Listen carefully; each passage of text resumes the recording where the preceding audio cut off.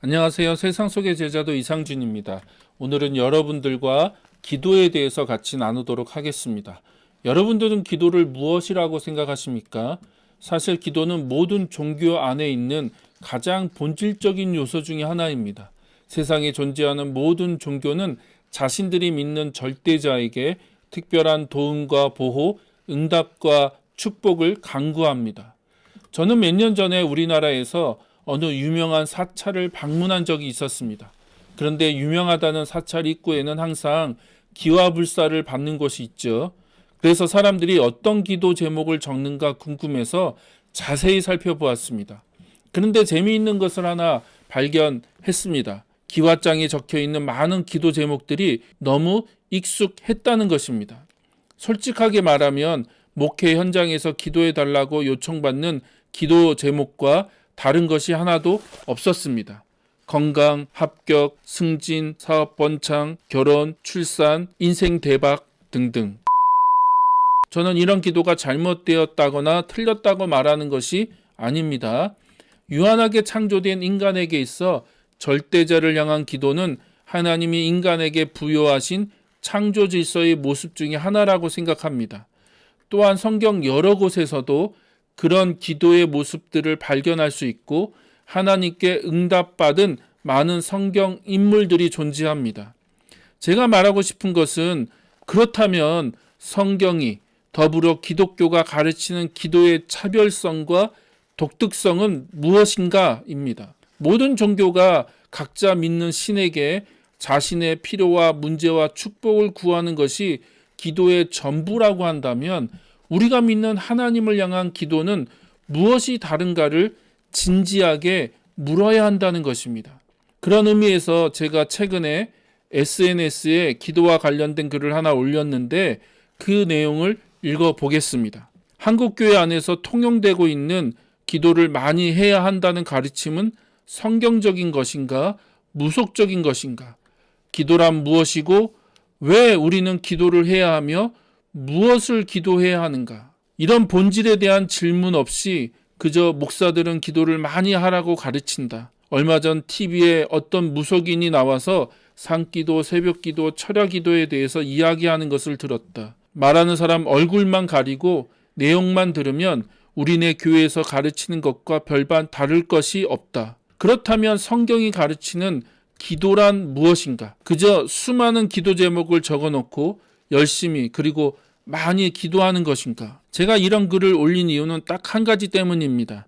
그것은 그동안 한국교회가 기도를 너무 편협적으로 가르쳤다는 것입니다. 그래서 오늘 여러분들과 함께 성경이 가르치는 기도가 무엇인지 나누려고 합니다. 사실 성경은 여러 곳에서 기도에 대해서 언급하고 있습니다. 오늘은 그 중에서 디모데전서 2장 1절의 말씀을 같이 살펴보겠습니다. 먼저 세 번역으로 읽겠습니다. 그러므로 나는 무엇보다도 먼저 모든 사람을 위해서 하나님께 간구와 기도와 중보기도와 감사기도를 드리라고 그대에게 권합니다. 여기를 보면 사도 바울이 디모데에게 기도를 하라고 명령하는 내용인데 재미있게도 기도를 네 가지 단어로 제시하고 있습니다. 가장 먼저가 간구, 그 다음이 기도, 그 다음이 중보기도, 마지막이 감사기도입니다. 개역개정으로 보면 간구와 기도와 도구와 감사로 되어 있습니다. 처음에 저는 도구가 무엇인가 그리고 감사라고 되어 있어서 기도를 마칠 때 감사로 끝맺음하라는 의미인가 잘 이해가 되지 않았습니다. 그런데 세 번역으로 보면 도구란 중보기도를 의미하고 감사란 감사기도를 의미한다는 것을 알 수 있습니다.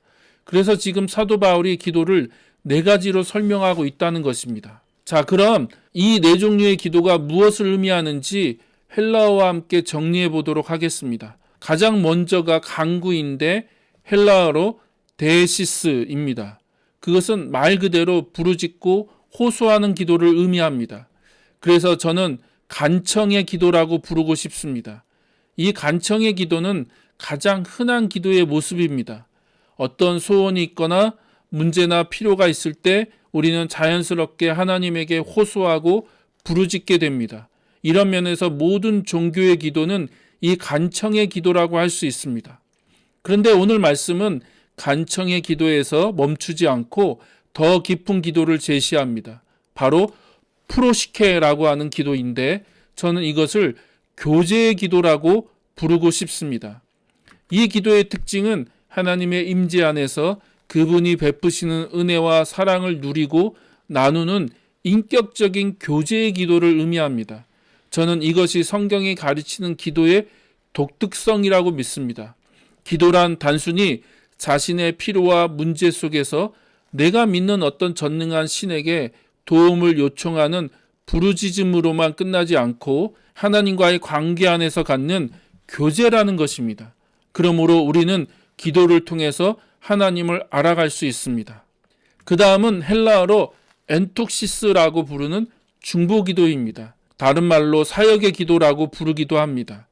이 기도는 단순히 하나님과의 교제에만 머무르지 않고 이 교제를 통해서 하나님의 뜻과 마음을 알아간다면 그 하나님의 뜻이 그분이 창조하신 이 땅에 온전히 이루어지도록 간구해야 한다는 것입니다.